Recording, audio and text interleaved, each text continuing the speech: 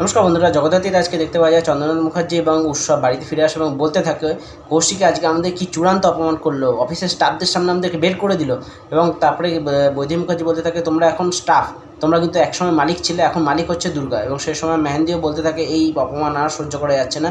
তারপরে প্রীতি আসে, প্রীতি এসে বলতে থাকে আমার মেয়েটাকে তো এখানে দয়া দাক্ষিণে মানুষ করতে হয়েছে, আমার বরটা এখানে কিন্তু ঘর জামা হয়ে থাকে, আর সহ্য করা যাচ্ছে না। তখন কিন্তু এদিকে উৎসব বলতে থাকে এবারে আমাদের একটা কিছু করতেই হবে। এদিকে লিলিপুট মারার চেষ্টা করছে জগদ্ধাত্রীকে, এদিকে দেখা যাচ্ছে সজিত মুখার্জি মারার চেষ্টা করছে। আমাদেরকে মাঝখানে কিন্তু একটা কাজ করতে হবে, যে করে হোক জগদ্ধাত্রীকে মেরে ফেলতে হবে এবং সন্দেহটা যাবে কিন্তু ওদের দিকে। এবং তখন রাজনাথ মুখার্জি বলতে থাকে সামনে কিন্তু দুর্গার বিয়ে হবে এবং সেই সময় প্রচুর অনুষ্ঠান হবে, সেই সময় কিন্তু কাজটা করতে হবে। এবং মেহেন্দি বলতে থাকে এতটা সহজ হবে না, কারণ দুর্গার ঢাল হয়ে দাঁড়িয়ে হচ্ছে কৌশিকী, কারণ কৌশিকী থাকাকালীন এতটা সহজে কিন্তু কাজটা করা যাবে না, খুব সাবধানে কিন্তু কাজটা করতে হবে। এদিকে দেখতে পাওয়া যায় যে কৌশিকী জগদ্ধাত্রী ঘরে এখন যায়, জগদ্ধাত্রী কৌশিকীর সামনে হাত জোর করে বলতে থাকে তোমার জন্য কিন্তু আজ আমার মেয়েটা রক্ষা পেলো।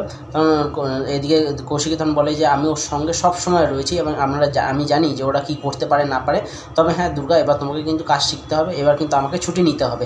দুর্গা বলে তখন না, তোমাকে কিন্তু সারা জীবন আমার সঙ্গে থাকতে হবে এবং তোমাকে ছুটি নিলে কিন্তু চলবে না। সেই সময় সোমনাথ দাসের সঙ্গে কিছুটা খুনসুটি করতে থাকে দুর্গা, এবং তারপরে কিন্তু পৃথা এসে জড়িয়ে ধরে দুর্গাকে এবং বলতে থাকে আমি জানতে পেরে গেছি যে ঋষভ তোমাকে তোমার মনের কথাটা বলে দিয়েছে। তারপরে এপিসোডটা এখন শেষ হয়ে যায়, দেখা যাক নেক্সট এপিসোডে কী হয়।